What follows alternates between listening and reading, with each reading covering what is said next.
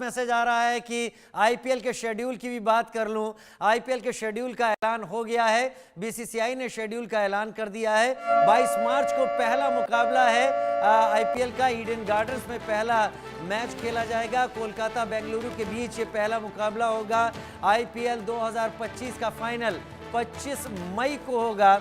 यानी Indian premiere league भी परवान पर चढ़ जाएगा। तो अगले आने वाले 2-3 महीने जबरदस्त फटाफट क्रिकेट के होने वाले हैं। चैंपियंस ट्रॉफी के साथ साथ वो गेयरअप उसके लिए भी लोग कर जाएंगे। क्या पता ऑस्ट्रेलियन टीम से और न्यूजीलैंड टीम के प्लेयर जो यहाँ आ रहे हों वो अपना डिटो करने से पहले वो भारत होते हुए फिर वापस निकले। मनोज जी, इस शेड्यूल के साथ आप अपनी बात पूरी कीजिए और शेड्यूल पर भी अपनी बात रखिए। देखिए, पिछली बात तो यही है कि जितना आपका टेक्नोलॉजी है, टेक्नोलॉजी के आने के साथ साथ जो है किसी भी खिलाड़ी का आप सूक्ष्मता से आप अध्ययन कर सकते हैं। उनको वो प्लेयर कहाँ फंसता है, वह उसके हिसाब से आप अपनी स्ट्रेटजी बना सकते हैं और टीमें बना भी रही हैं। और रही बात आईपीएल की, तो आईपीएल तो एक ऐसा एक एसेट साबित हुआ है भारतीय क्रिकेट के अंदर, बल्कि पूरी दुनिया में उसने तहलका मचा दिया है और सबको उसका बहुत बेसब्री के साथ इंतजार रहता है। तो अब तमाम खिलाड़ी जो हैं उनका एक आकर्षण है कि वो जो इसमें जरूर आए और यहाँ खेलें और अपने खेल को चमकाएं। और सबसे एक नुकसान ये भी हुआ है हमें शायद कि जितने विदेशी खिलाड़ी हैं, ओवरसीज खिलाड़ी, ऑस्ट्रेलिया, इंग्लैंड, वो अब स्पिन को बहुत अच्छा खेलने लग गए हैं। हाँ। हमें स्पिन के जाल में फंसाने भी लग गए हैं। तो ये आईपीएल का शायद एक थोड़ा सा हमने अपने राज बता दिए हैं बहुत सारे। जी, हमने अपने राज बहुत सारे बता दिए हैं।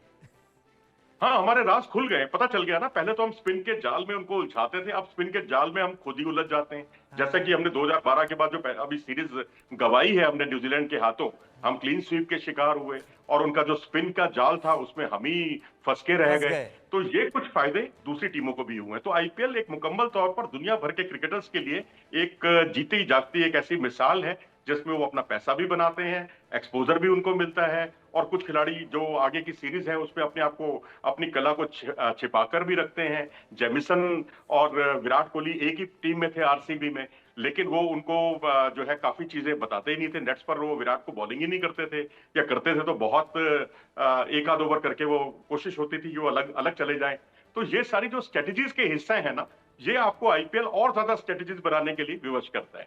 हुसैन जावेद, आपको भी लगता है कि भारत के पास इस वक्त जो बेंच स्ट्रेंथ है, यानी भारत की एक टीम जो खेल रही है, ऐसा ना हो कभी, अगर ऐसा होता भी है कि पूरी टीम एक झटके में बदलनी पड़ती है, तो भारत के पास शायद 2 सेट ऑफ टीम रखी हुई हैं इस वक्त? और क्या इसके पीछे आप मानते हैं कि आईपीएल जिम्मेदार है?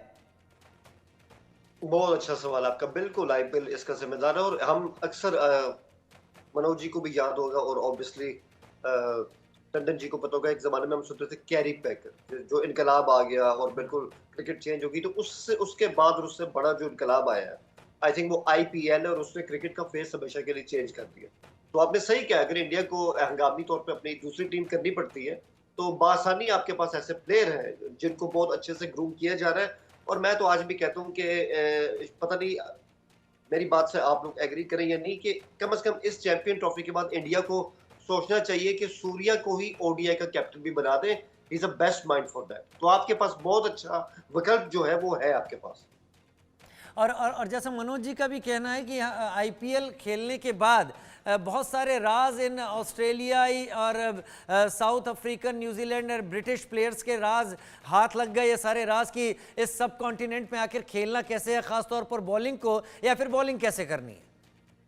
ये बात बिल्कुल सही है, क्योंकि अभी यहाँ पर बात हो रही थी कि सैटनर जो थे, इससे पहले जब न्यूजीलैंड की टीम इंडिया आई थी, जो तीनों मैच थे उन्होंने यहाँ पे जीत लिए। तो ऑब्वियसली उन्होंने इंडिया की स्पिन का भी सामना किया, लेकिन अपने स्पिन के जाल में जैसे इंडियन टीम को उनके बैक यार्ड में बिल्कुल फंसा के रख दी। तो आपके सामने मैंने वही कहा ना कि सब कॉन्टिनेंट जो है ये एक्सपोज हो चुका है। अब जो सेना है इसके लिए बहुत आसान हो गया यहाँ पे अपने आप को जज्ब करना, तो ये इतना मुश्किल नहीं है। लेकिन एक बात इसमें ऐड करूंगा, बहुत अच्छा होगा कि आईपीएल के जो दरवाजे हैं वो हमारे प्लेयर्स के लिए भी खुल जाए, ताकि हम लोग भी इससे मजीद जो एक्सपोजर है वो हासिल कर सकें। हाँ, प्लेयर्स के लिए, पाकिस्तानी प्लेयर्स के लिए इसके दरवाजे खुल जाएं, खैरियत तय करना हमारे हाथ में नहीं है। ये चीज़ें अलग अलग लेवल पर अलग अलग जिम्मेदार लोग तय करते हैं। लेकिन आपने इस बात को सही कहा, इस बात को यहाँ पर रखा कि आईपीएल ने अगर क्रिकेट को आगे बढ़ाया है तो इंडियन क्रिकेट को वैसा बेंच स्ट्रेंथ दी है। टंडन जी, आपको भी लगता है कि आईपीएल ने भारत को वो ताकत दी है क्रिकेट में जिसके चलते आज भारत का बीसीसीआई टॉप मोस्ट बोर्ड है अगर देखा जाए पूरे वर्ल्ड में, और भारत के पास इतनी स्ट्रेंथ है कि अगर एक वक्त भारत के अधिकतर प्लेयर कहें कि नहीं उन्हें रेस्ट की ज़रूरत है तो भी भारत की जो टीम जाएगी वो शायद ए ग्रेड टीम ही कही जाएगी, उसे बी या सी में नहीं डाला जाएगा।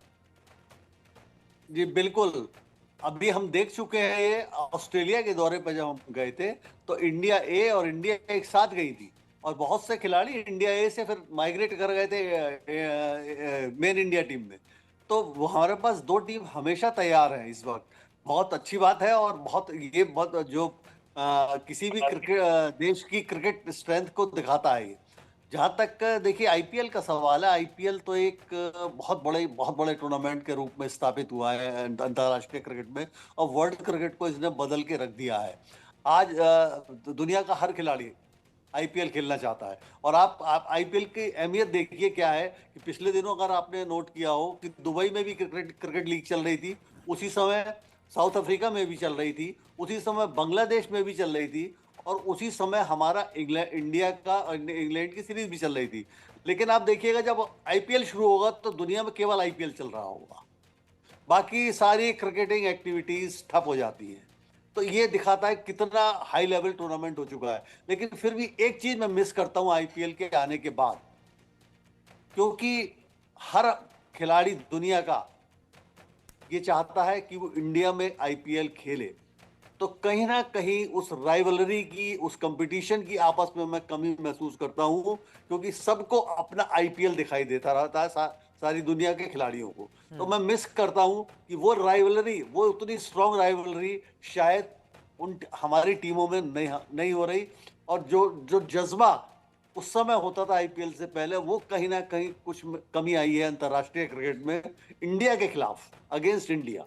वो मैं मिस करता हूं कहीं ना कहीं। मनोज जी मेरे साथ इस वक्त जुड़े हुए हैं। मनोज जी, प्रदीप टंडन जी को कुछ चीज़ कमी दिखाई पड़ रही तो मुझे कुछ एक फ़ायदा दिखाई पड़ रहा है।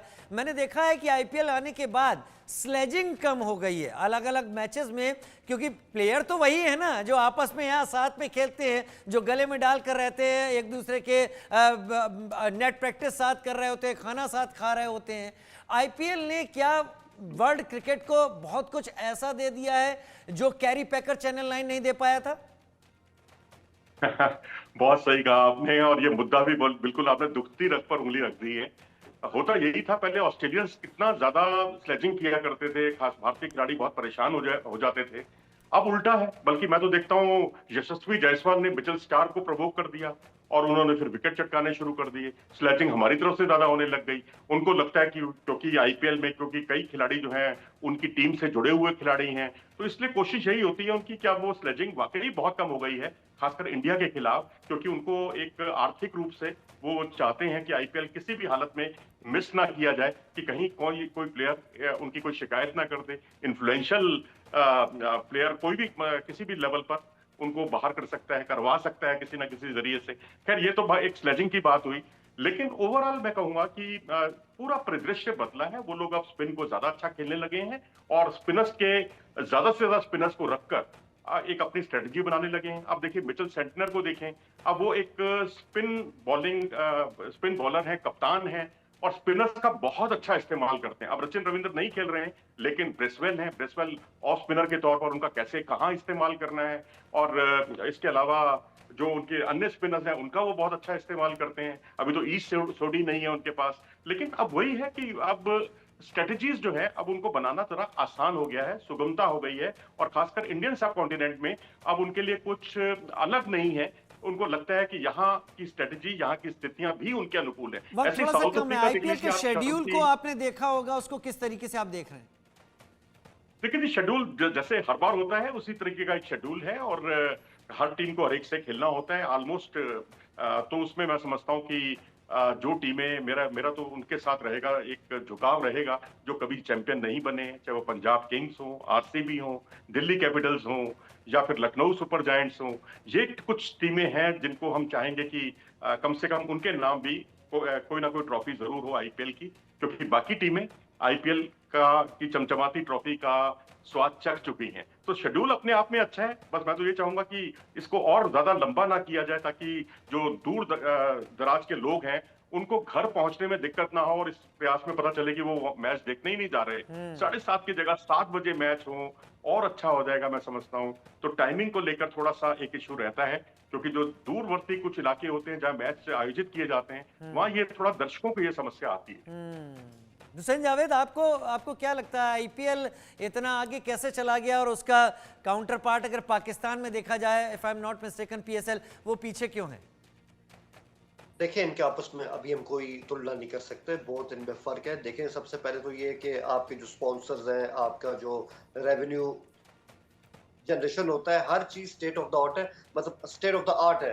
पीएसएल जो है आईपीएल के बाद अगर कोई सबसे अच्छी लीग अभी तक जारी है वो पीएसएल है। हमने बांग्लादेश के अंदर भी हमने देखी है, श्रीलंका के अंदर भी देखी है, ऑस्ट्रेलिया में बिग भी होता है, बिग बैश। लेकिन इनका आपस में इनकी आपस में हम तुलना नहीं कर सकते, लेकिन हमें बहुत कुछ सीखने को मिला है आईपीएल के मॉडल से। मैं तो मजीद इसमें और ज्यादा इंप्रूवमेंट आएगी, और हमारे भी बड़े कट थ्रोट किस्म के कंपटीशन होते हैं, बहुत ज्यादा आपस में रेवलरी भी होती है, उसका अपना मजा है। लेकिन मैं वही कहूंगा कि इंडिया हो या पाकिस्तान हो, ये दोनों इवेंट्स अपनी अपनी जगह पे क्रिकेट के प्रो के लिए बहुत अच्छा काम कर रहे हैं। हुसैन जावेद, मैं आपको अपना एक एक्सपीरियंस अपनी तरफ से बता दूं और थोड़ा सा राज की बात, मनोज जी जो हमारे साथ इस वक्त पैनल में मौजूद हैं, आपके यहाँ के जो नेशनल लेवल के जितने क्रिकेट के मैचेस होते हैं और ये जितने भी मैचेस होते हैं, बहुत पैनी नज़र रखते हैं आप, इनसे आंकड़ों में मत उलझिएगा, इन्होंने मुझे भी कई बार कई आंकड़े दिए हैं, तो ये लगातार पाकिस्तान के इन मैचेस पर नज़र रखते हैं।